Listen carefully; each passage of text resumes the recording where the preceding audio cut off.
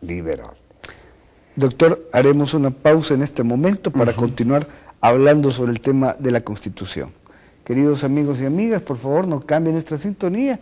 Regresamos dentro de unos momentos conversando con el doctor Darío Villalta Valdovinos.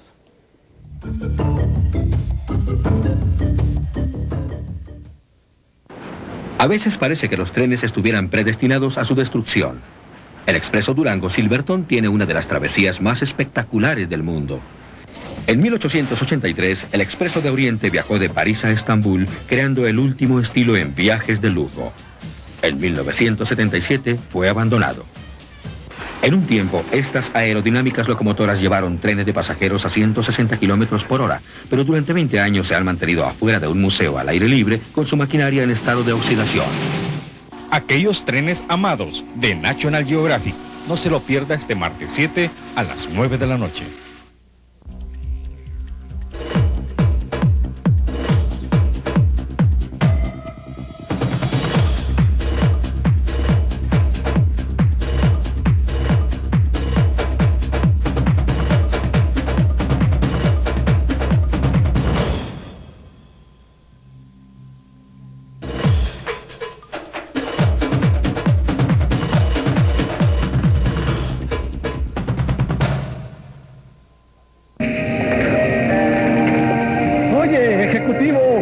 Oí que te echaron.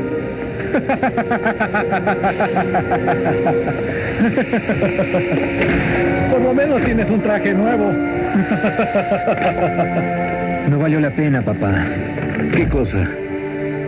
¿Estudiar? Sí. ¿No puedes darte por vencido? No entiendes. Tú siempre tuviste tu propio negocio, nunca te despidieron. Abrí este negocio porque nadie me daba empleo. Vamos. ¿En serio? Sí. Anímate, hijo. Todo saldrá bien. La familia. Gracias, papá. Vamos, te invito. ¿No es hora de darle su tiempo? Y tú, limpia el traje del ejecutivo. Tiene unas entrevistas importantes. Amigos y amigas, qué bueno que no han cambiado nuestra sintonía. Esto es Debate Cultural y esta noche conversamos sobre el tema de la historia de las constituciones políticas de El Salvador y naturalmente de sus implicaciones, con un experto, el doctor Darío Villalta Valdovinos. Doctor, haremos una recapitulación en este momento desde 1824 hasta 1886 de la Constitución liberal del general Menéndez. Sí, cómo no. Solo vamos a hacer una mención para que no quede ese vacío, ¿verdad? Y que nuestros amigos no se pierdan. Exacto. Está la de 1824, que es la federal, ¿verdad? Y nosotros tuvimos nuestra Constitución federada. De ahí en 1841 nos volvemos un Estado unitario e independiente y a su vez soberano. 1841. Nos mantenemos así hasta que en 1864 llega una persona, volvemos a la lucha entre conservadores y liberales, llega un conservador, pero un conservador, ¿verdad? Una amenaza, el doctor Francisco Dueñas.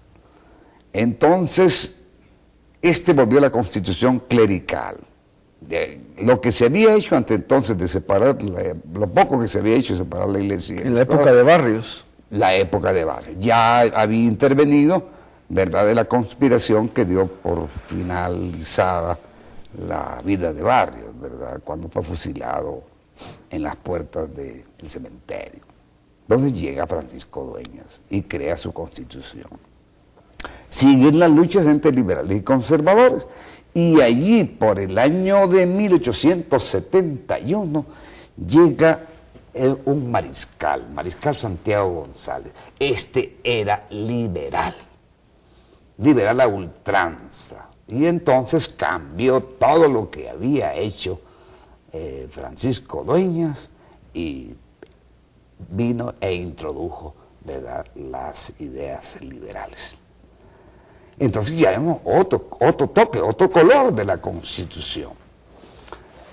De ahí Viene Santiago González, el mariscal, que ese es uno de los problemas de tener unas constituciones. Esto fue en 1871 que llega Santiago González. Al año, en 1872, estaba cambiando la Constitución. Entonces, ¿por qué? Pues porque quería reelegirse. Pues no era porque las fuerzas políticas y sociales y el cambio de las luchas populares, no, lisa y llanamente quería ser reelegido. Lo que ocurre después con el general Martínez y las reformas a la Constitución. Exactamente. Entonces eso ya no solo es de Martínez, sino que ya venía desde antes.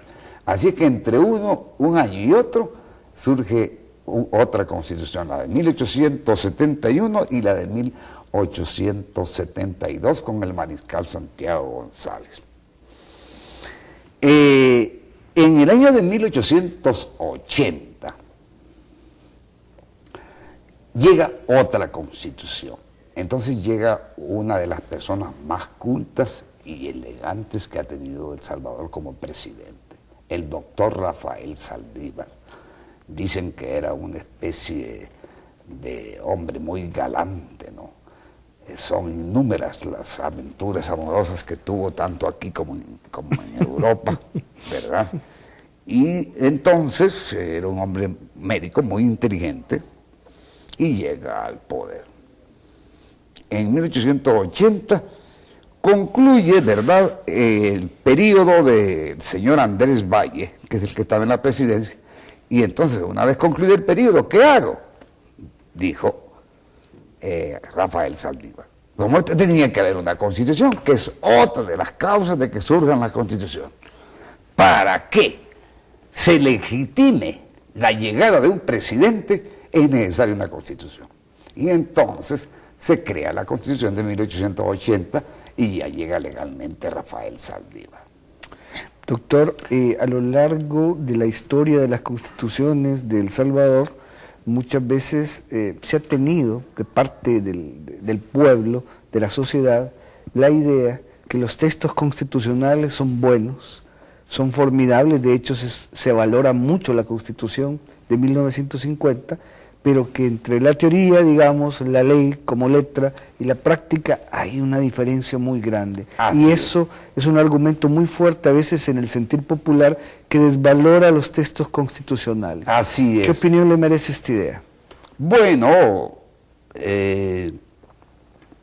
me dice usted que uno valora la Constitución, pero que esta, me decía usted.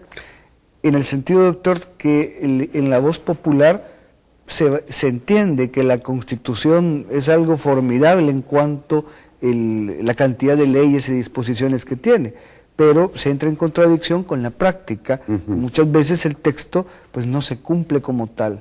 Incluso yo he escuchado expresiones en la gente que dice que la Constitución se vuelve un juguete. Exacto. Y eso es lo que ha pasado todo el tiempo acá. En la época de este doctor Rafael Saldívar, en el año de 1883, ya había terminado su periodo, quería reelegirse. Entonces se crea esa famosa fórmula que aparece mucho con Martínez, por esta única vez. Entonces, por esta única vez y por preservar los intereses de la patria, la Asamblea Constituyente se va a encargar de reelegir al presidente de la República. Esto más que nada lo crea el doctor Rafael Saldívar. Entonces es reelegido. Pues ahí verdaderamente nosotros encajamos con la de 1886, ya que viene el general Francisco Menéndez y derroca al doctor Rafael Saldívar. Y ahí sí ya estamos en lo que estamos hablando. Entre 1886 y el siglo XX, ¿cuáles serían como los textos constitucionales más importantes? ¿Cómo no? La de 1886 es la más larga, la que más tiempo ha estado vigente. Desde 1886, entrando al siglo XX, Llega el año de 1831, en diciembre, hay un golpe de Estado que derroca al presidente Araujo. Al presidente Araujo, Arturo Araujo, el ingeniero Arturo Araujo, y ahí está el golpe de los sargentos, ¿verdad? Que derrocan a Arturo Araujo y llega una persona que ha dejado huella en esta historia, que el general Martínez era precisamente el vicepresidente, ¿verdad?, del ingeniero Arturo Araujo. Por el hecho de ocupar ese cargo, accede al poder. Todavía no se ha descubierto fehacientemente si él participó en el golpe, pero la mayoría de autores dice que sí, aunque no está comprobado. Claro, de todas maneras la coyuntura le fue totalmente favorable a nivel nacional, aunque no con los Estados Unidos, que tardó su tiempo en reconocerlo. Exacto. Así es que en diciembre de 1931 llega Martínez. Está todavía vigente la de 1886. ¿Cómo trata el Martinato el texto constitucional? Esto da lugar